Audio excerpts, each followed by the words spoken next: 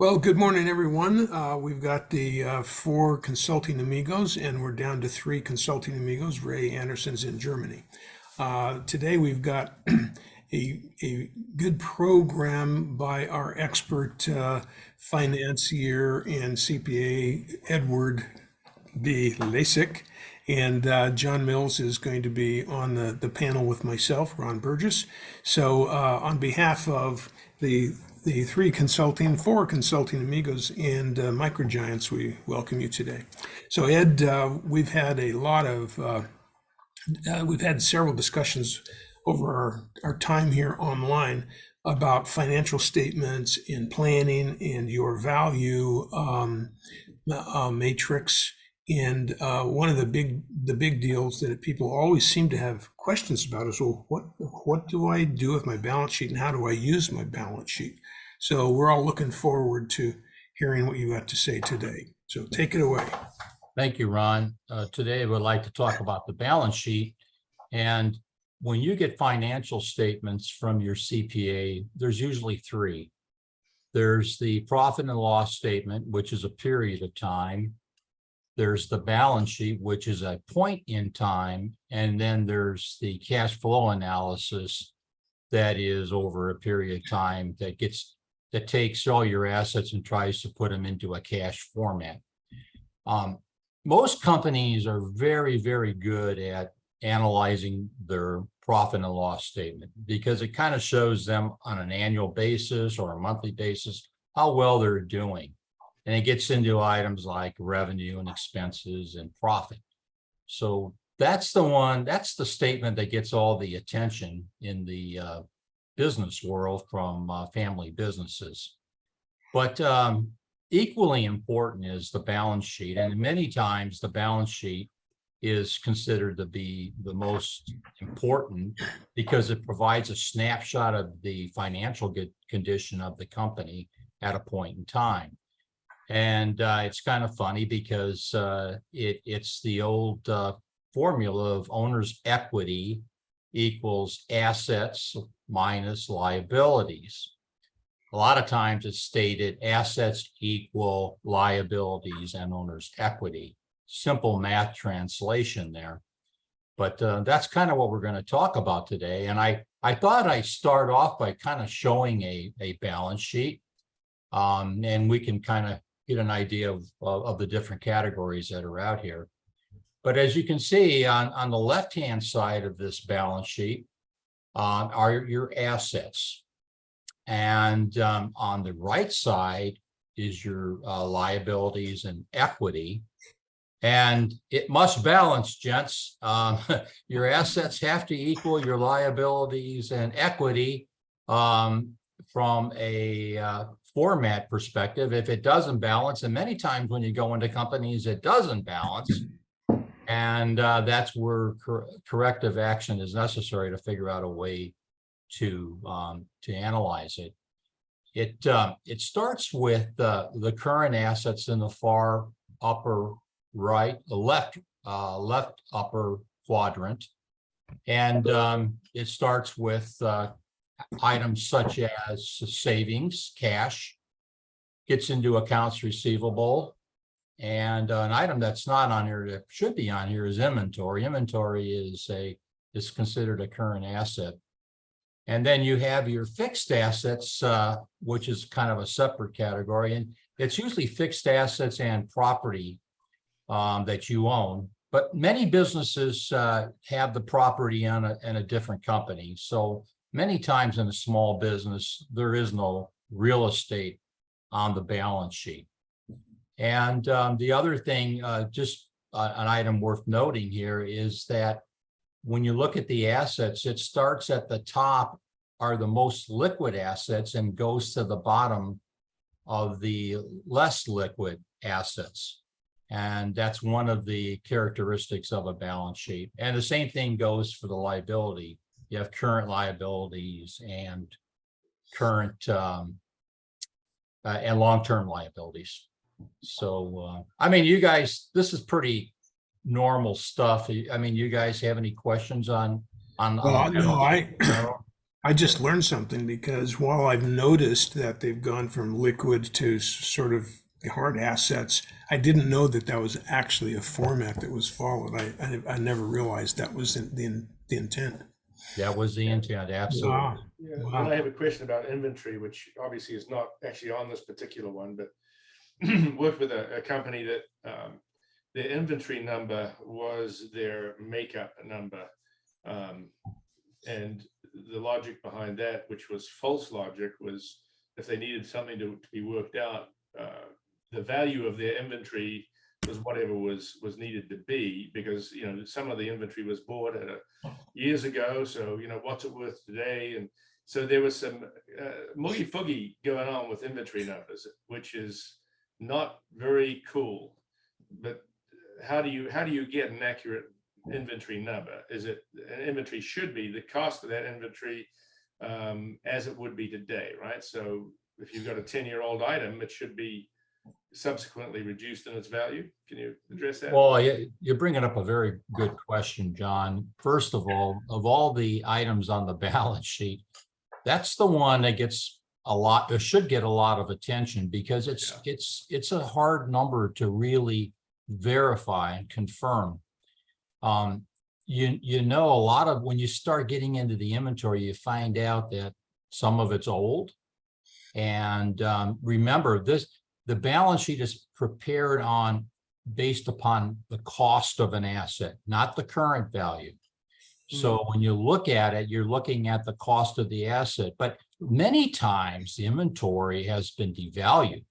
Yes. Some of the inventory you can't even get rid of. You might have to give it away. Yeah, So you're good on a supposed to, shelf, but it's of zero value. yeah. So you have to report that on it's called the cost or current value basis, the lower of the two. So if it's lower than the cost, you're supposed to write it down, and that would have to be a negative adjustment to your income statement. So You guys have heard this story, but for all the listeners, when I was working for a national consulting firm that worked just with retail, one time we had a hardware store client who had, in a little town and had been in business for 50 years and was getting ready to sell his business. And so one of our people I was in the office, and one of our field people were in the store and said, I looked around on the main floor and I said, I think he's got about $200,000 of inventory just looking, we'll have to do a count, et cetera. And he said, oh, no, come on upstairs. And then they went up to take a look at the place just filled with all kinds of hardware. And they said, well, that's wow. And they said, well, come on downstairs. And the downstairs was filled. So it turned out that he was reporting on his financial statement somewhere in the neighborhood of $1 million of inventory. And so, he expected to be able to sell his business for $1 million cost in inventory plus goodwill. And, yeah, we're going, wait a minute, they may be nails, but those nails are still not worth anything because you haven't been able to sell them in 20 years. Or he had old washing machines that were out of date. I mean, it was by this point, it was half junk and half inventory. Yeah. And so we ended up having to convince him. I didn't hear how it came out, but we had to convince him that no, his inventory was a lot lower. And, we had calculated it was more like $500,000, not $1 million. So, people, a lot of times people think their inventory is worth a lot more than it really is. So many of the frauds, maybe many of the famous frauds that have come to light in the past have come from the inventory area where they misstated their inventory. They overstated their inventory. Company wasn't valued as highly as it was showing on the balance sheet. Yeah. So I got a short story on big dollar inventory. A colleague of mine was an auditor for a Big 10, and they were given a variation of Peabody Coal to audit their statement. And this is one of the largest coal mining operations in the Midwest. Yeah. And the audit took over a month. And I'm like, why did the audit take over a month? And he said, well, you go down to their locations and they've got 500 acres here, 1,000 acres here. And they've got processed inventory ready for shipping, which is piles of coal that are literally, half a mile high. And then you have everything in the ground inventory, which is a projected inventory. So he said the stuff that you can count on is the stuff that's sitting on the ground. But these things will be a couple of 1,000 feet high, big mountain cone. And they say, well, there's, $1 million of coal sitting right there. So he'd come down and he would get 4 big excavators from the guys and say, dig into the middle of that mountain. And that's the way they did it. He would just pick on 3 or 4 of these and he'd dig in the middle. And if it was on a flat piece of ground, guess what? They had that much coal. But the old trick was to put it on a dirt mountain and make it look like there's a lot of coal there. So that's why they audited these guys, because how do you know? Well, yeah, it's a hard thing. I don't know how you know. And I mean, I suppose, Ed, you'd break that into current assets, and then maybe do you do natural resources that are in the ground? Is that a long-term asset? That would be more of a long-term asset. Yeah.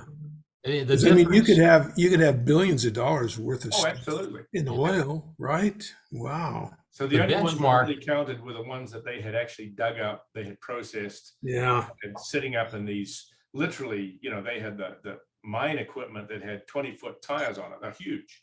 And they're running around train cars of the stuff. Yeah. Fascinating job. The benchmark for the difference between current and long-term is that if it can be monetized into cash within 1 year, it's a current asset. If it takes longer than 1 year, it would be more of a long-term asset. Yeah. Okay. And remember, when you're looking at a balance sheet, you're looking at the cost basis. It has nothing to do with what the current value is. So when you do a valuation, one of the things you look at is what's the current value of your balance sheet? Because sometimes the fixed assets are understated because of accelerated depreciation. They're worth more on the market than what's showing on the financial statement. So you got to take that into consideration. And then you look at some of the inventory items that are worthless, that are shown at a high cost, and you got to make the adjustment there also. Well, so you wouldn't know the cost of unmined coal or oil until you have brought it into the current asset. In other words, you've actually mined it and it's sitting in a pile, and you know what your cost is, right? But you'd have a very good understanding, because be doing this for 20 years. Historically, you know what that cost would be. Yeah, boy, with inflation, you can see how you can mess around with the financials, with the balance sheet, simply by saying, well, the inflated cost is projected to be 40% higher than it is now. Yeah. I mean, it's an interesting, and of course, in all the years I was doing retail consulting, we had people messing with the inventory all of the time in order to try and build a balance sheet that the banker liked. And of course, the bankers know all these tricks, and so I mean, it's kind of funny to sit with a new and a younger client to say, oh yeah, well, we decided to go on the retail method of inventory. That's where you actually carry it at retail on the financial statement, but you devalue it based on markdowns as a very unusual inventory method. And of course, they would mess with that and go into the bank to show how much inventory they had. And strangely, the banker would just be very happy to have you just be buying more and more inventory. At least mine was when I was in the retail business, because they like to see that the money that you've loaned them is going into a fixed asset instead of, into my pocket. So, he was all for buying plenty of inventory. It ended up getting me a little bit over inventoried, which translates to markdowns in the retail business. And so, it just shows you that not everybody really understands inventory. It's a very strange animal indeed.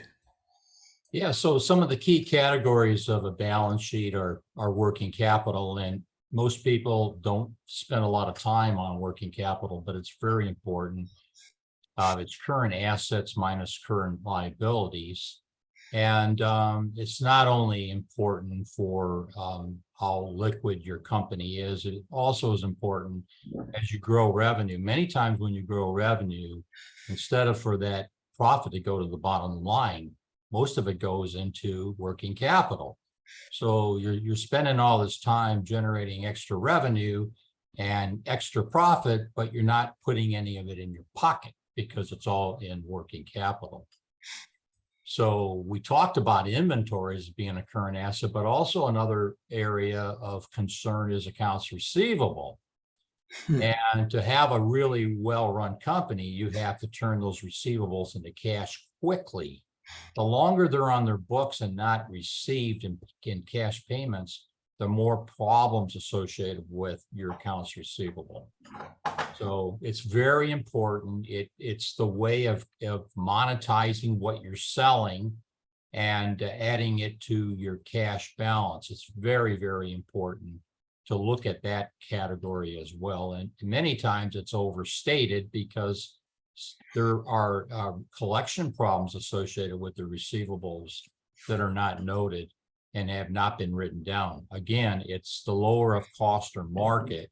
So if the receivables are worth less, you should be writing that down. When you write something down, it goes through the P&L and impacts your owner's equity. Right. So the other category is current liabilities, and those are pretty easy to understand. It's what your accounts payable are, your accrued vacation, accrued expenses. These are these are liabilities that are recognized as liabilities, but not yet paid by you. So it's a liability of running the company. The other category would be fixed assets, and in many times it has property associated with that, real estate, but sometimes it doesn't. So, but anyway, that's a fixed asset category. And the last part is owner's equity, and it's surprising how few people focus on owner's equity, and that's a really important category.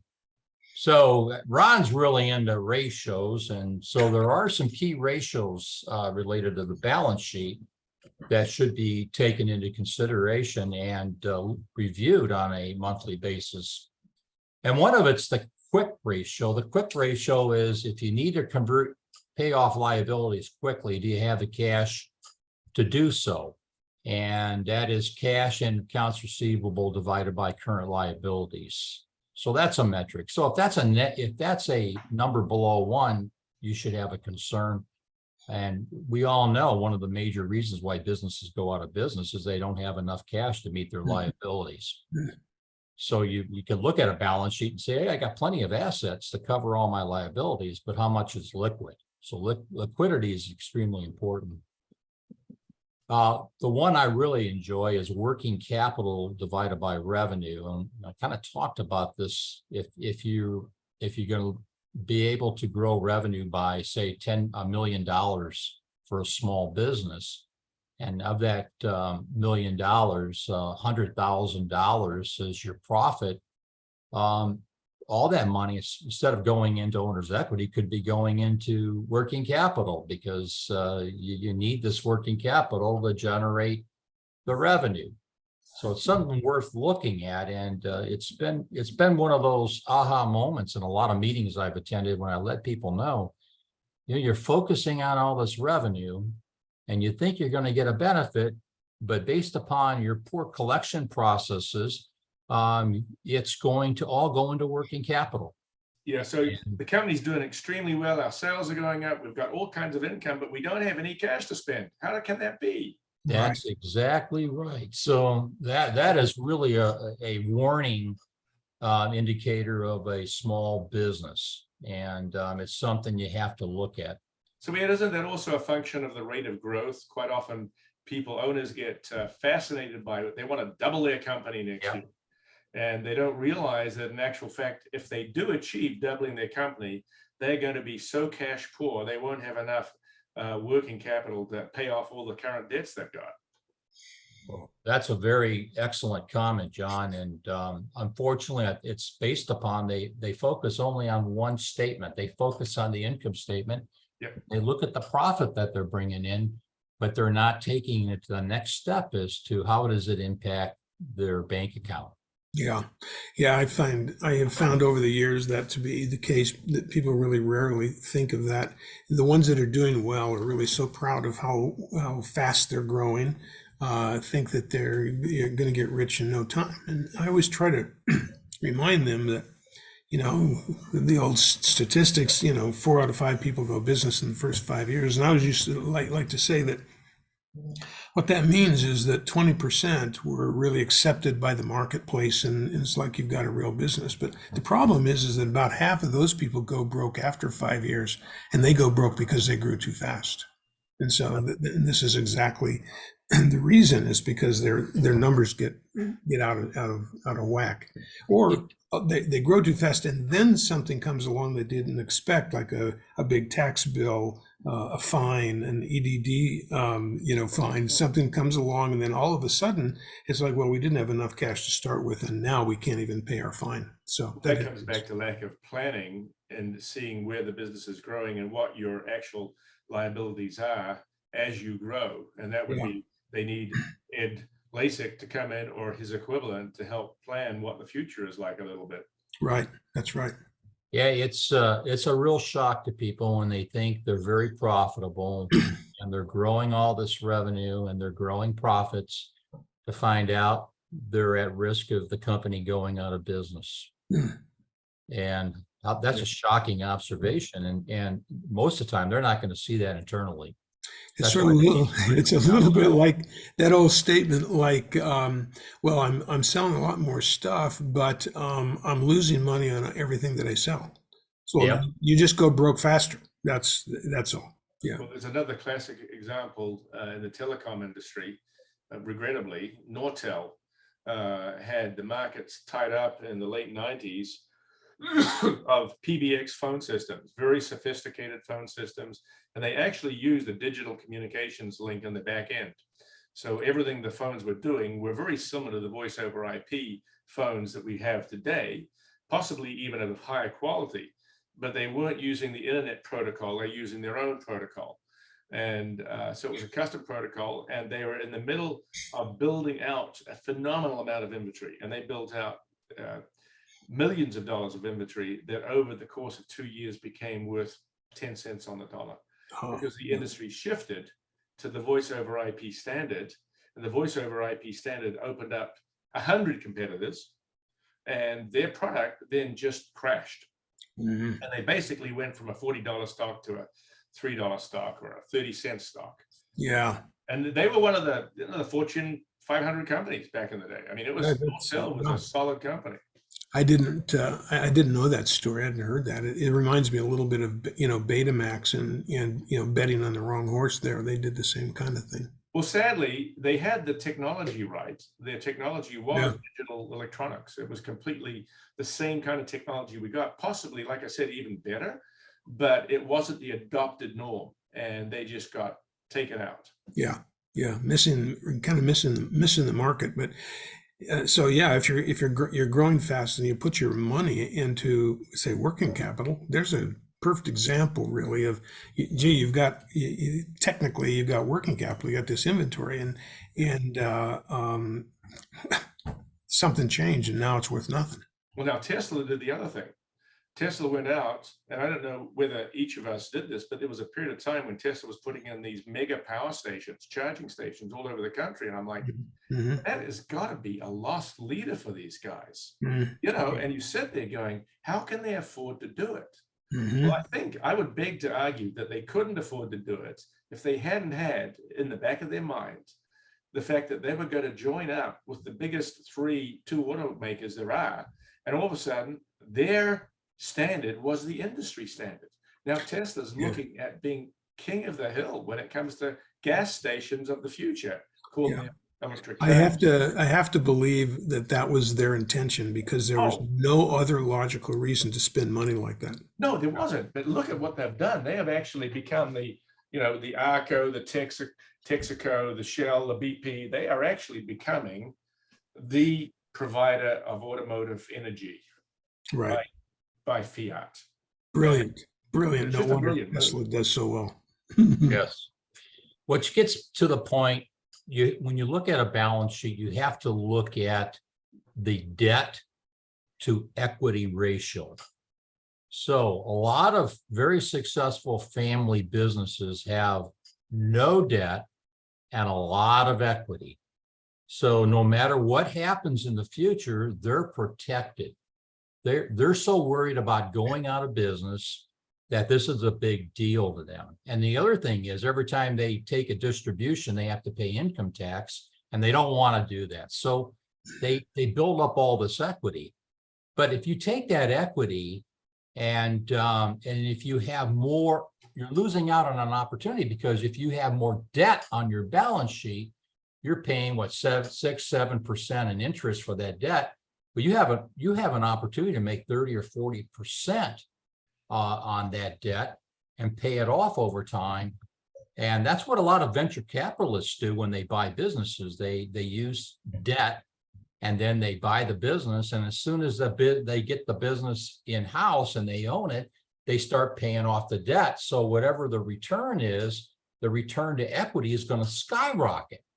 And that's one of the ways to use debt. And a lot of family businesses are not aware of this opportunity. So you can have too much debt on a balance sheet, because if you have too much debt, you have to worry about going out of business if some type of black swan event happens. But you can also be losing out on opportunities if you don't have enough debt. So there's a balancing act there that you have to consider when you're doing your strategic planning. Yeah.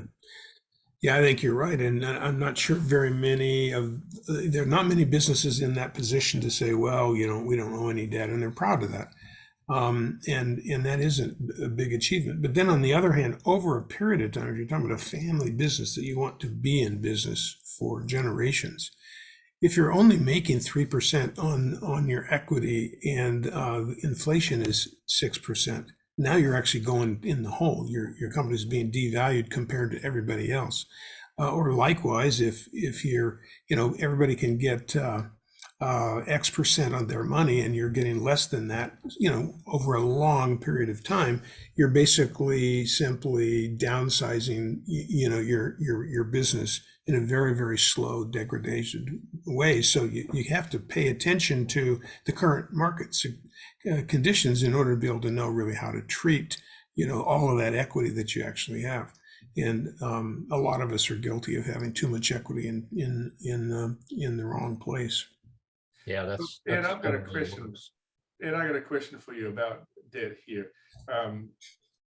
I've had a couple of examples in New Zealand and here where the problem with some of the debt is its callability. Now, I'm not knowing whether I'm using the right terminology here, but you've got a debt that represents, say it's 20% of the value of your organization, and it's a good long-term debt.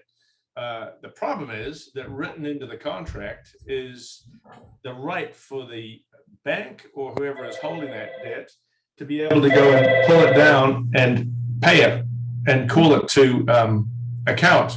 Your voice just went doubled in volume there. Oh, it did? How's it going now? Did it come back? I think it's excellent. Yeah, So that's okay. It just was a lot higher than it was. So. Okay, sorry about that. So my question is, the callability of the debt, or the ability of the debt that you have to be called, and therefore the ability for the banking organization to put your company in complete jeopardy for reasons that are not particularly well defined. And I happen to know in New Zealand that is the case for quite a few people who are getting long-term real estate loans, that the terms have changed in the last 10 years, and that some of those terms mean the bank has the right to call that debt if they feel or believe that the market is not supporting that particular segment.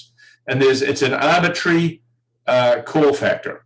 And so now you've borrowed this money, you've invested in this project, and you could have it called on you at any time. Now, unless you're really, really large and you're large enough to, to some extent have an effect on the bank, that could be a detrimental situation. So what's that like here in the US? Do you happen to know that? Well, since COVID happened and some of the businesses' profitability changed, and now with the banking situation where they're really scrutinizing the profitability of their companies, and they're less interested in loaning money right now, that could cause a major issue to running a company. And I'm familiar with a couple of my clients that are dealing with that situation right now. They've used this bank for so many years, and they've had this line of credit in existence, and then all of a sudden, the dynamics of everything changed, and now the banks aren't interested in that anymore. Right. And quite frankly, the business needs a line of credit to be able to operate. And if you don't have a line of credit that's necessary when things go bad, you could be out of business. So yeah, that's a real concerning aspect. And if you're looking at a balance sheet, you want to look at the debt and you want to make sure that there aren't provisions like that that could put you out of business. Right. The Right. key to managing a business is making sure you have debt that you can access at any point in time at a reasonable cost when needed. And that's the safety net that you really need to operate a business. And unfortunately, when you look at a balance sheet, you're not going to find that potential liability that you can tap into at any point in time. Right. And small business owners, like myself, have quite often used a line of credit on a asset like a house or a building.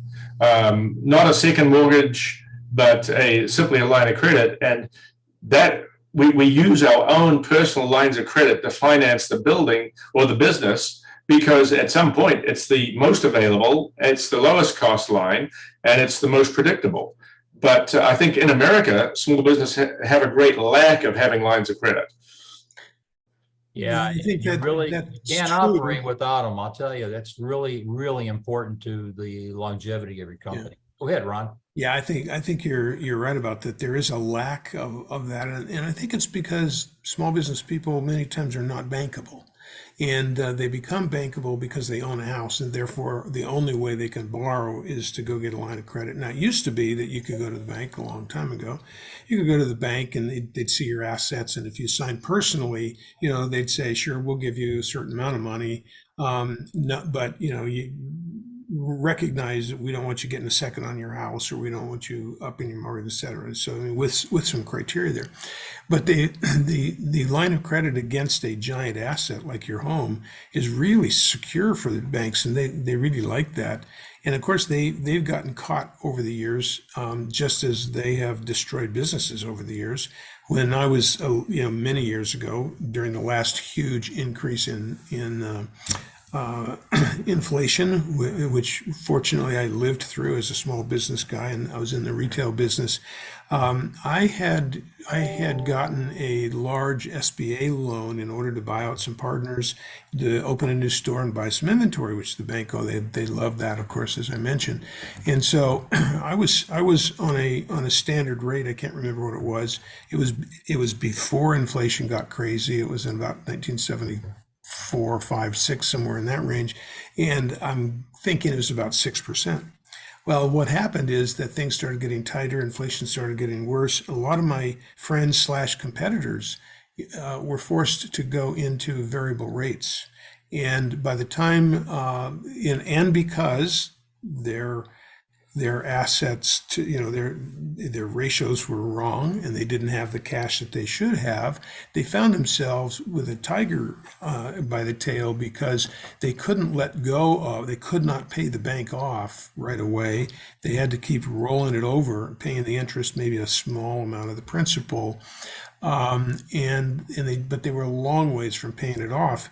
And so as a result, they were variable, and now their interest rates went up. There was no way that they could pay off. The bankers, you can dispute me on this, Ed, because you know more about this, but I think the bankers realized that they had a lot of loans that were not great loans, and therefore they were happy to increase the interest rate, because at least they're getting cash now, doing very well on what they loaned previously.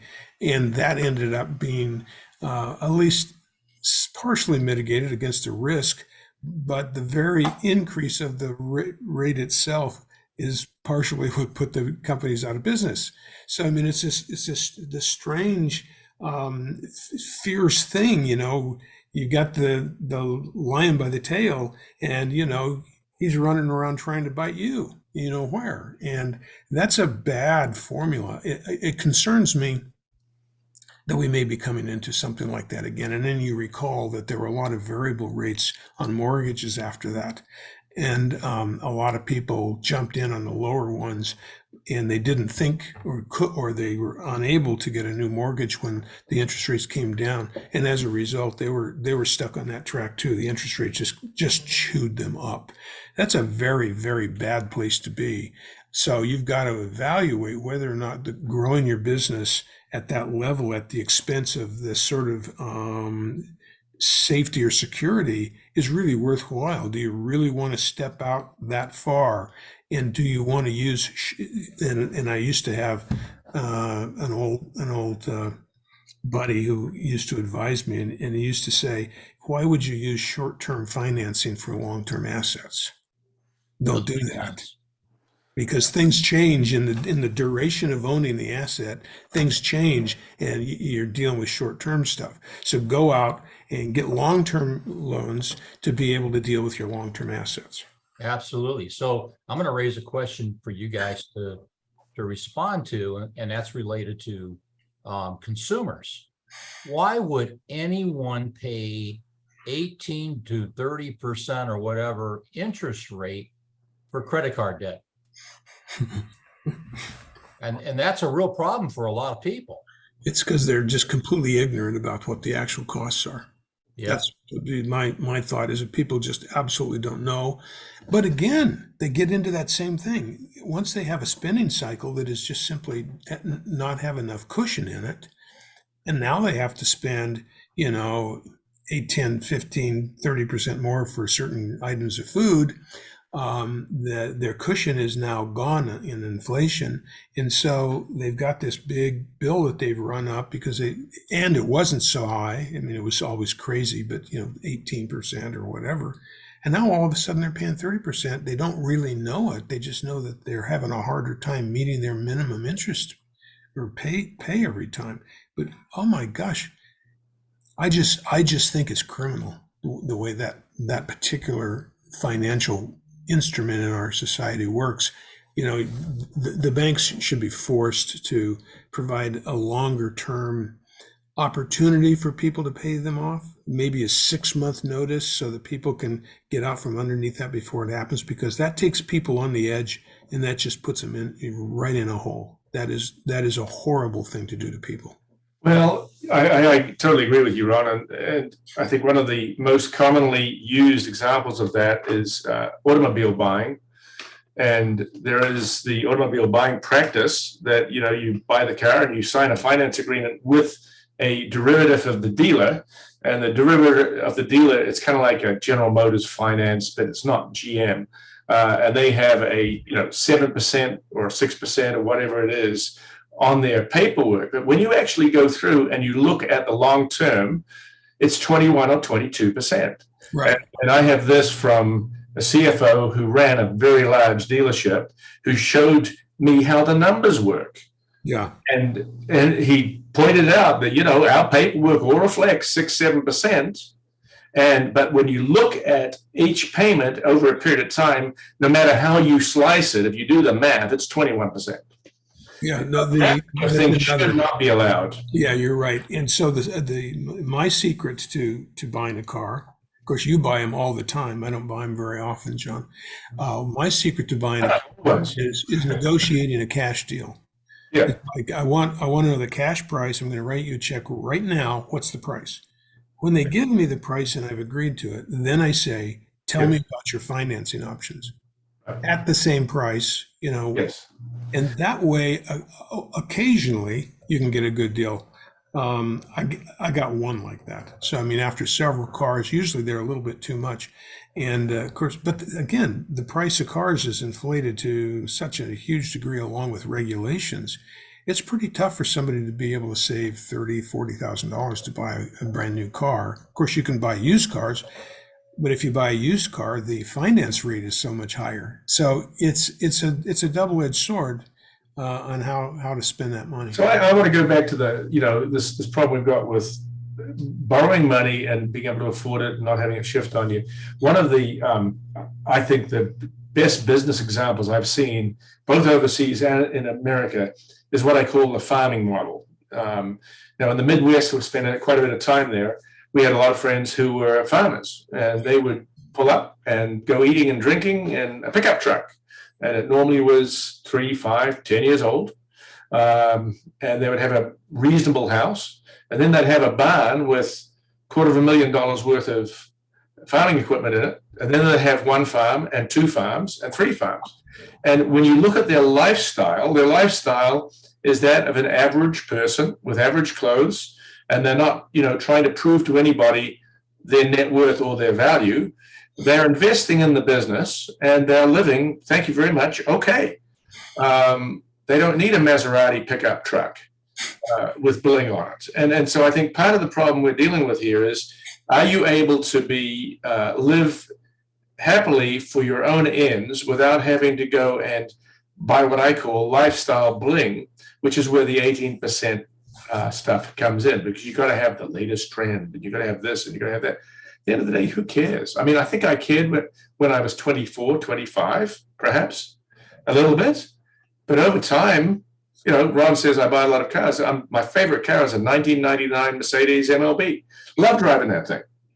It's 200,000 miles, and it was paid for the day I got it, and it's paid for now. But it's the reason it makes sense is, it becomes a hobby, and you pay for it. No, I do have a nicer car that I drive on occasion, but that in itself is 10 years old. Yeah.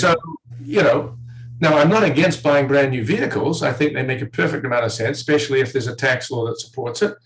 Bought a brand new 3/4 ton truck at a time when you couldn't buy a used one because the particular model I wanted was diesel and had to have certain things with it. And so that's what we did. But we negotiated the price. It was last year's model, brand new, and we got, I don't know, out of the $50,000 price back then, we got 20% off it.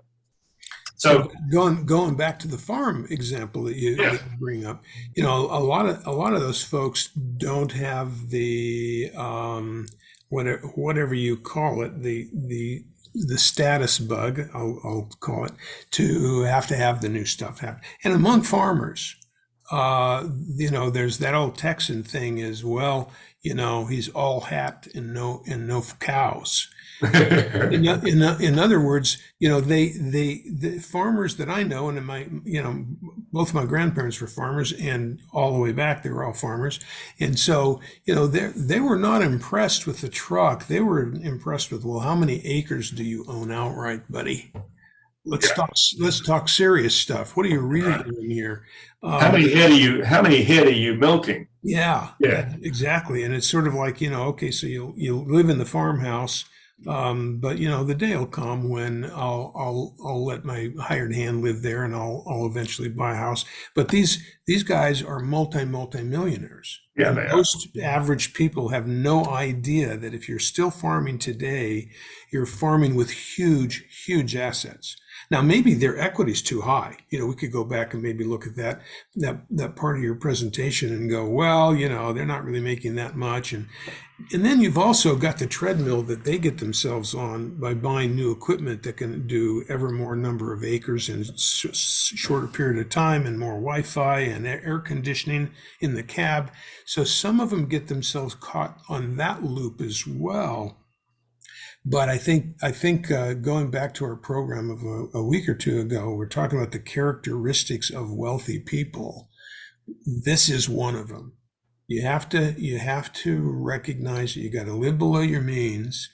You can't outlive your income, and you have to recognize that there is you're going to appreciate long-term success much more than the short-term success.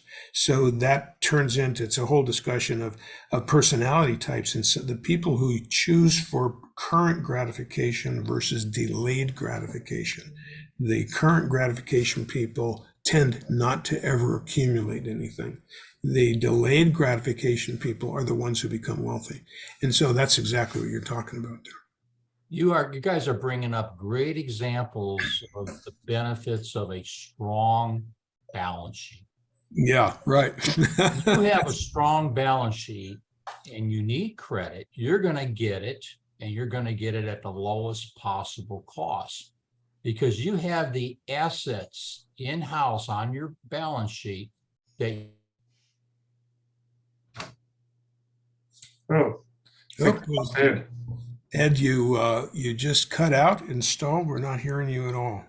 Yeah, you're looking good. So you look good. We'll see if you come back. I just noticed the analyze BS to optimize your business. I'm just wondering, BS might have been spelled out as balance sheet there, not the BS that you would have thought about, John. Yeah. So let's interest see. rates. Here he comes. Now we're getting We you back. lost you for the last 30 seconds. Yeah. Ed. Yeah, Ed. So you Oh, gotta- okay. Yeah. Sorry about that. You were saying you guys bring up some good ideas. We like that. So if you Yeah, we like that part, but we didn't hear what they were. Yeah, well, anyway, it comes down to this, is that a strong balance sheet gives you the ability to get money from a bank at the lowest possible cost. There you go. They that's the want key. to lend you as much money as you want because they know they're going to get paid and they're going to give you the best interest rate possible. right. Contrast, if you have a weak balance sheet, they are going to charge you a lot of interest because why? They're concerned about the risk. Are they going to get paid back?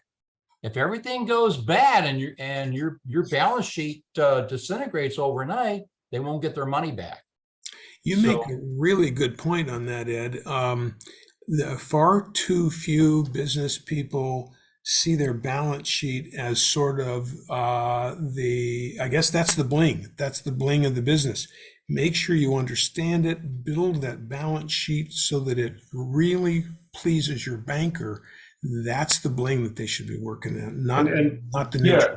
And to add to that, I think, I don't know whether this is true or not, but I have found the only time I've been successful at borrowing money at a good rate has been when I don't need it. And so I've intentionally gone in at times when I don't need it. In fact, I've even had bankers saying, why do you want to get a line of credit? What is it for? And what are you using it for? And I'm like, well, actually, I don't have a use for it today. However, there are 3 or 4 things sitting out there that could happen, that if they do happen, I want to be prepared for them.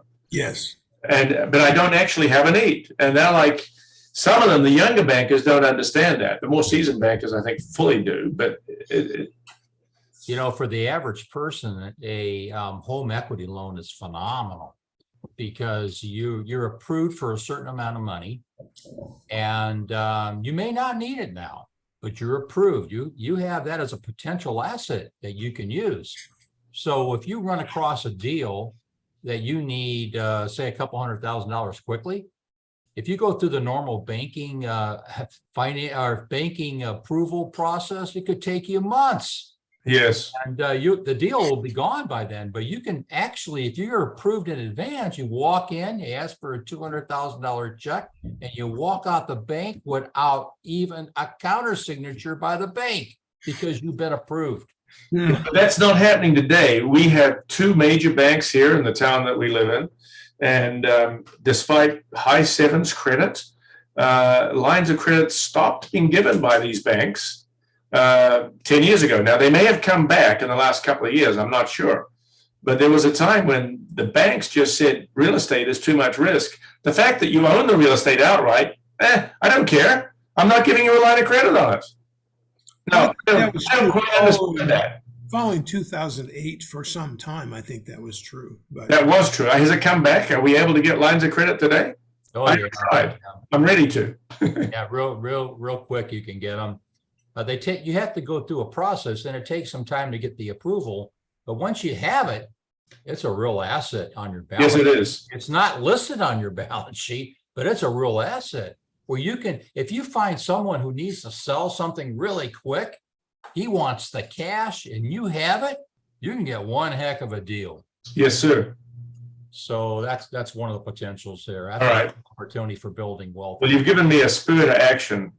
yeah, Good. me too. I'm thinking I should go get one. I haven't had one for a long. Oh yeah, they're phenomenal. All right. We're both. All right, so let's you guys have been employed and contracted to come into a company and to help them improve their business.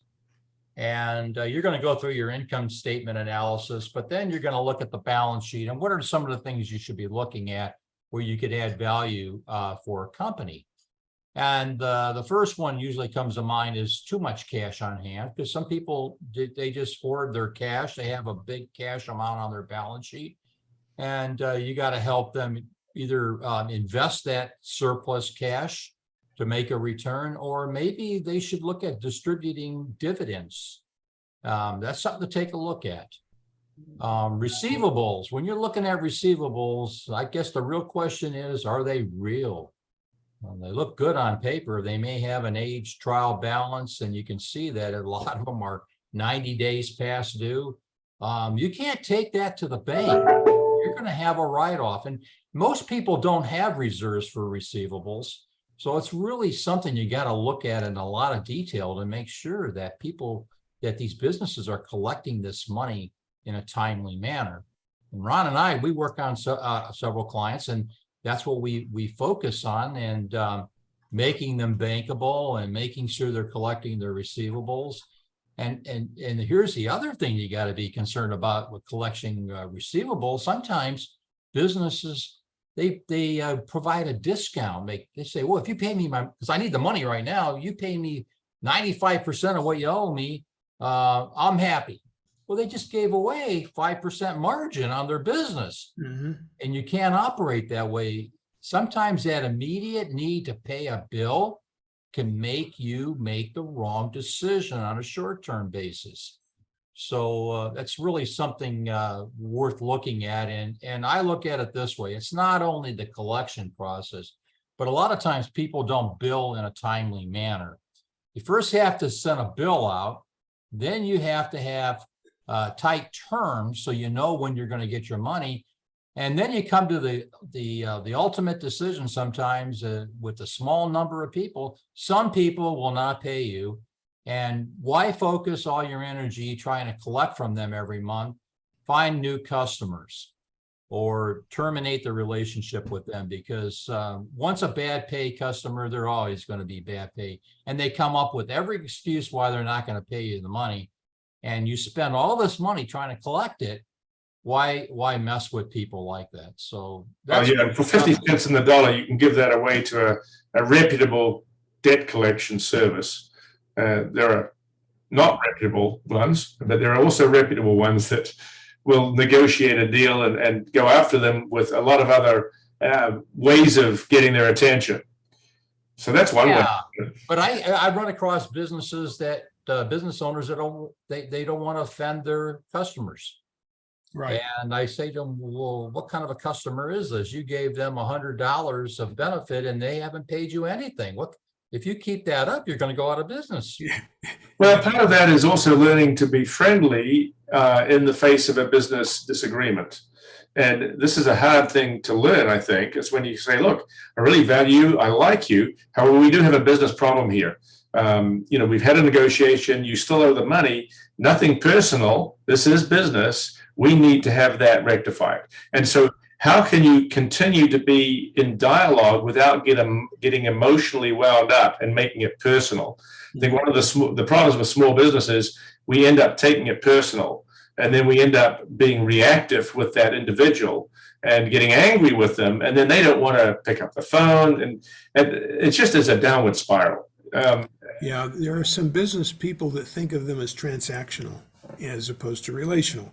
And when they see it as a transaction, I made the sale and now I'm going to get the money. I don't need to worry about who were they, anything about them. It's not a partnership in any way, shape, or form. They just want to get the check. And so, they don't really want that relationship. But it makes sense to build a relationship so that you can have those conversations, and you certainly can't have somebody doing collections that isn't sort of savvy in the things that you just talked about. I mean, that's a very important customer relationship issue that can and customers do abuse vendors occasionally. So it goes both ways. I found usually by working a relationship with a customer, you can come up with something that's going to work, and some type of an understanding, what they're able to do. to pay their bills in a timely manner.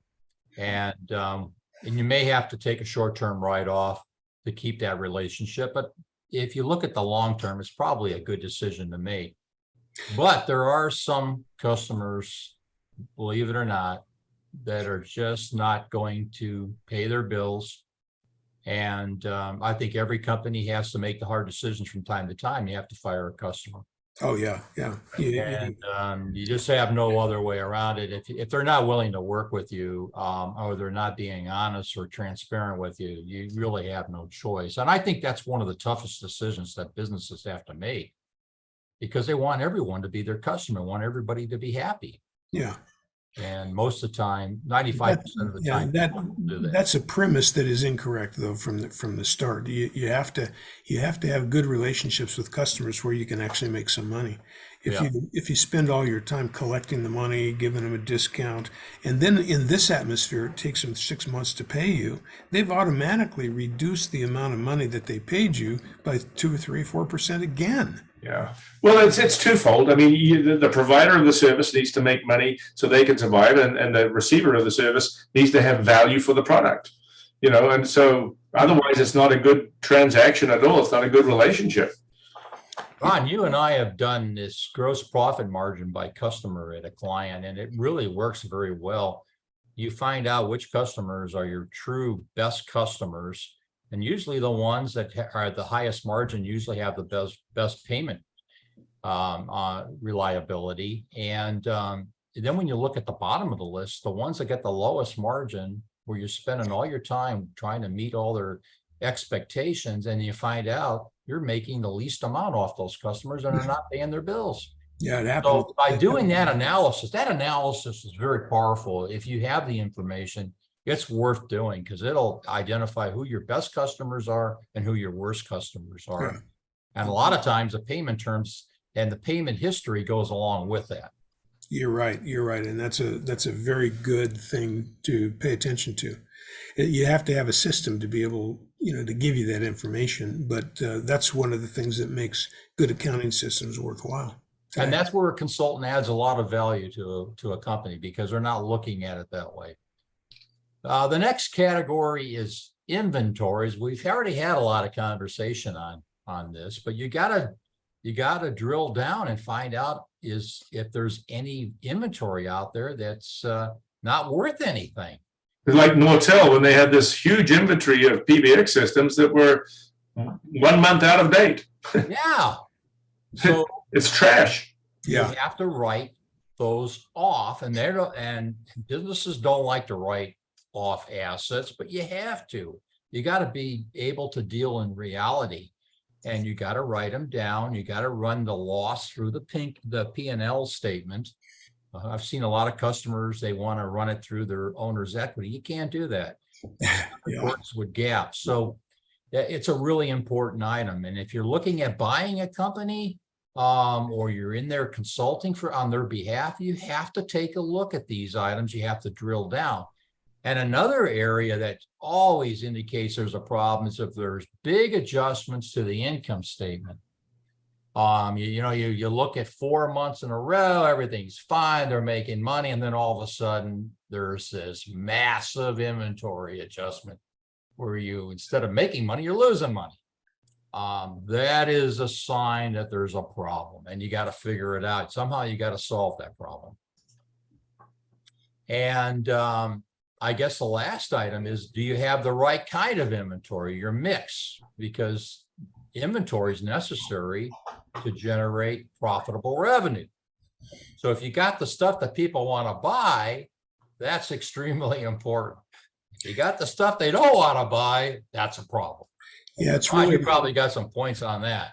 Well, yeah, and of course, being in the retail business, that's really, what it's all about is making sure that inventory that's stale or didn't sell gets the heck out of there, because you have to have the cash in order to be able to afford enough inventory. So using the story that we had earlier about the hardware store, if he's being weighed down by all of this old stuff that's not worth anything anymore, and he may now have a cash problem, and so the stuff that is selling things that go to, modern tools like, the right amount of nails for nail guns as opposed to old fashioned nails that you need a hammer for. And, all the things that are happening in terms of new equipment, if you don't have enough of that, you're not going to generate the sales that you expect you're going to generate either. So you're actually hurting your revenue because you didn't plan to have enough fresh, uh, important inventory right now to do the business tomorrow. And, and at the same time, you got your banker, maybe other people in the company saying, you don't need to buy any more inventory. Look at your inventory ratios. Your inventory turnover is maybe not even considered. But oh yeah, you do $1 million in business, you got $1 million in inventory at cost. That means you got $2 million in inventory. You really should be able to do $1 million in business. No, because only $200,000 is worth selling. That's all. People don't want the rest of it. I was used to say to customers, well, what to clients, what gives you the impression that your customers who have been coming in and out of your store for months or years and have decided they don't want that tool, what makes you think that they are going to buy it tomorrow? And it's sort of like, oh, well, they don't need it yet, but they will. Okay, but you got 15. Do you have 15 customers that are going to come and buy that? This is their mentality. It's like, no, you got to have the right inventory. It's got to be fresh right now. So You brought up a really good point, and that's the inventory turnover. So if you're looking at a business and their inventory turnover is 5, and you look at their competitors and their inventory turnover is 12, there's a real opportunity to fine tune your inventory to make it more effective, because you're not generating the amount of revenue that you should for that investment. that's right. Good point. Yeah, that's exactly right. And again, in the retail and to a degree of the manufacturing, having the right amount of assets devoted to creating that revenue is really key. And of course, that's supply chain issues. We've just gone through this huge mess with supply chain. About the only time that I can think of when you want to be over inventoried is just before you have a pandemic. And so if you can figure that out, maybe that's an excuse to buy too much inventory. But for the most part, that's probably a pretty bad idea. Remember, when you're looking at a balance sheet, you're looking at the cost of fixed assets, which is the original cost, and you take away depreciation, which is usually accelerated for tax purposes. So many times the fixed assets on the books are worth more in reality if you sold them separately. Just so you know, that's an adjustment you have to make. And here's a good one. Are all liabilities listed? Sometimes they're not. Sometimes you have contingent liabilities that could add a lot of risk to the company that aren't real liabilities now, but they could be if certain things happen. So you got to be aware of that. And do you have, I guess it always comes down to, do you have enough assets to pay off current liabilities? Because if you don't, and you have to go to the bank or Greedo down the street and get a loan at astronomical rates, that is not a smart way of doing business. And I really believe in a line of credit, and I like it when it's not being used, and you can use it when you need it, because sometimes you do need it, and you don't want to have to go to Greedo to get a bad loan. We learned from this conversation there are good loans and there's bad loans. And then the last item is, do you have enough equity to run the business? And if you are reviewing their balance sheet, client's balance sheet year after year, and you find out their equity is going down, that's an indication that they could be going out of business. So you have to take a look at that. You want that owner's equity to go to increase by at least a modest amount, so you know you're making money. The other item I wanted to just touch upon, I'm not going to spend a lot of time on this, but the difference between a balance sheet and a valuation. And we've talked about valuations in the past. in essence, what a valuation is, it's the present value of future cash flows generated by the business. And hopefully when you get that number and you compare it to your restated balance sheet for current values, you hope that that valuation has a greater number than your balance sheet, your equity in your balance sheet, your book value equity. So that means you have goodwill, an intangible asset that, and that's the most valuable part of a business, is the intangible assets. That's how you really make your money. It's your special sauce for running the business. So anyway, I think that's important to know, that there's a valuation is the present value of future cash flows. And then you compare it to your restated balance sheet, and what is the difference? And I think that is a number worth knowing, worth knowing for any business that's in existence right now.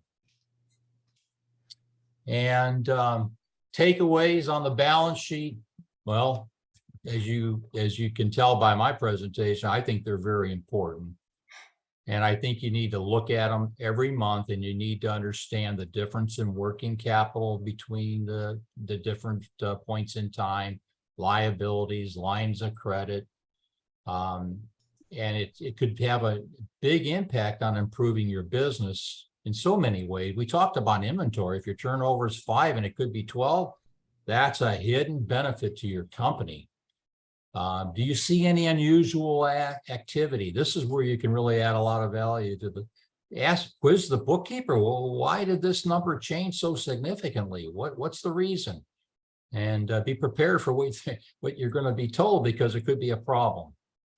And most importantly is making sure you have enough working capital to fund the business and meet your obligations, because you don't want to go down the street and have to pay a high interest rate for a loan on the spot.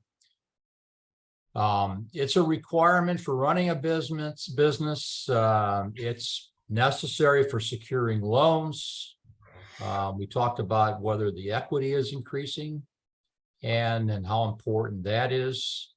And the opportunity to get debt at reasonable costs when needed is extremely important. And that's usually in some type of line of credit that you have negotiated in advance with the bank. And it's like John indicated, the worst time to be trying to get a loan is when you need it, rather than having it on the shelf when you need it.